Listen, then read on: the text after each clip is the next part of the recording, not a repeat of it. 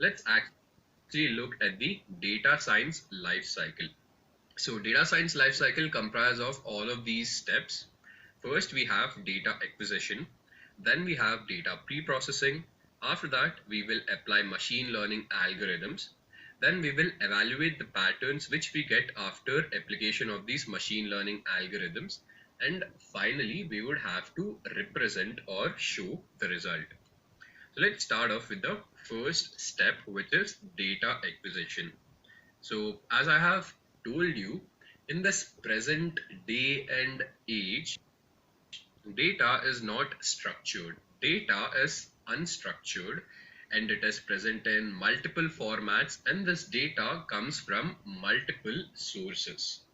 So if we would have to solve a problem statement or a business statement, we would have to collect all of this data from different sources.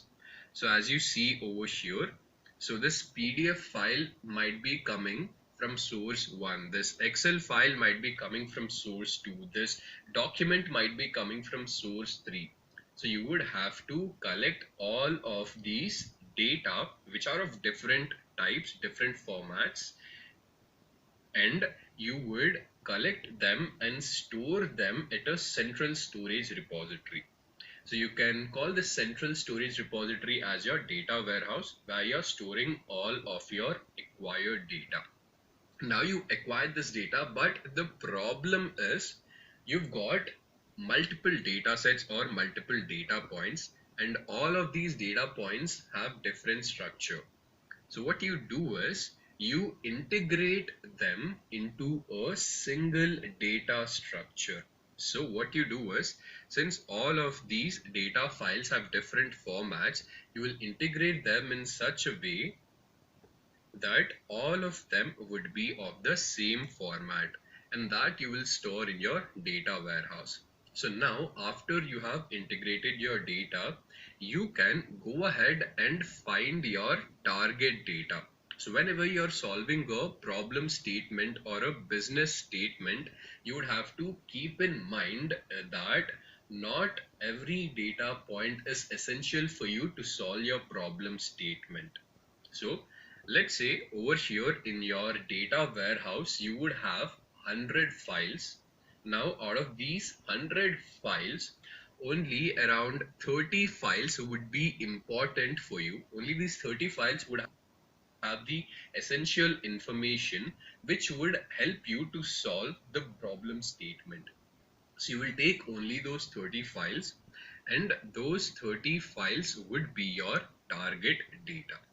So once you have acquired your target data, you would have to pre-process your data. So this stage is known as exploratory data analysis, and this is the stage in the data science life cycle which takes up most of your time. So normally in the data science life cycle, if let's say if you have a bar from 0 to 100, then 70% or let's say greater than 50% of your time goes over here, which is pre-processing. Because what you've acquired right now is your raw data, and you have to convert your raw data into tidy data on which you can apply your ML algorithms. So under exploratory data analysis or pre-processing, you have two main tasks, which are data manipulation and data visualization. So let's start off by understanding what exactly is data manipulation. So in data manipulation, let me give you an example. So let's say your boss comes up to you and gives you this huge spreadsheet, which let's say comprises of around 10,000 columns and 1 million rows, and asks you to find out all of those employees whose salary is greater than 10 lakh rupees and whose age is greater than 30. So what do? Do you actually manually go through every single record and check the salary and age of the person? Well, that would be extremely time consuming and also stupidity on your part. So you wouldn't do that. So this is where you will use different data manipulation techniques using languages such as Python, R, or SQL. So here, using these languages, all you have to do is just write one line of code, and with the help of this one line of code, you will be able to extract all of the employees whose salary is greater than 10 lakh rupees and whose age is greater than 30. So this is a simple example of data manipulation.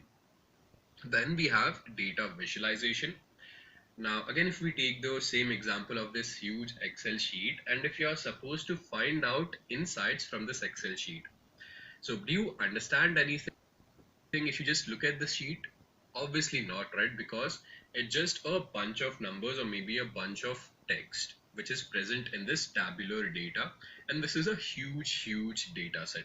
So what do? Instead of just looking at this table, what if you actually make a plot out of it? What if you make a bar chart or a scatter plot or a histogram or a box plot out of it? So now, if you look at the picture, you will be able to find insights easily when you compare it to just looking at the table. So as they say, a picture speaks 1,000 words, and that is why data visualization is an extremely important part of your data science lifecycle. So this is your data pre-processing stage. So you have got your data, you have acquired your data, and you have pre-processed your data, and you have converted your raw data into a tidy format. Now, after doing that, once you have the tidy data, this is where you will go ahead and build your machine learning algorithms. So we'll understand what exactly is machine learning going ahead. So just for now, as it is stated over here, consider machine learning to be application of intelligent algorithms to find meaningful information from the data. So depending on the problem statement, you will go ahead and apply any of these ML algorithms. So let's say if the problem statement asks you to classify something into different groups, you will go ahead and use a classification machine learning algorithm. Similarly, let's say if your problem statement asks you to predict something on the basis of something, you will use a regression algorithm. Again, let's say if you would have to cluster your data into different groups or cluster your data into different segments, you will use a clustering machine learning algorithm. And now, after you apply these ML algorithms, you will obviously get a result. But you cannot be sure that the result which you get is correct and useful. So this is where you would have to evaluate the result which you get. And this stage is known as pattern evaluation. So whatever result you get, so you have your data, you have your tidy data, you are applying your ML algorithm. After you apply your ML algorithm, you'll get a result. And this result you would have to verify properly. So here what you do is you check for the accuracy of the result, you check for the correctness of the result, and also you check for the usefulness of the result. So let's say you have a result, but the accuracy of the result is only 35%, which is less than 50-50 probability.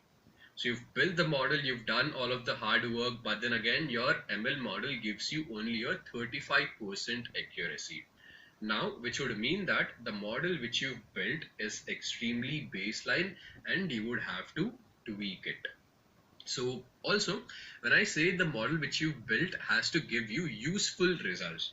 So even though let's say you've built a model, it will give you a result which is accurate, but then again, let's say if the result which you get doesn't really solve your problem statement, then there is no point of using this result. So this is also something which you would have to keep in mind. So you will do pattern evaluation, and after evaluating the result, if you see that the result which you get is correct and useful, that is when you will take that as the final result. And once you get the final result, you can go ahead and show out that result in the form of simple aesthetic graphs to your stakeholders or to your clients. And this stage is known as knowledge representation. So your stakeholder or your client might not be that technologically savvy. So if you just give him the technological jargon of what you found out in the result, obviously your stakeholder or your client would not be able to understand much. So you would have to dumb it down, you would have to simplify it by using aesthetic graphs, and you will add the highlights of what you found out in these graphs, and that is what you will present as your final result. So this is your entire data science life cycle.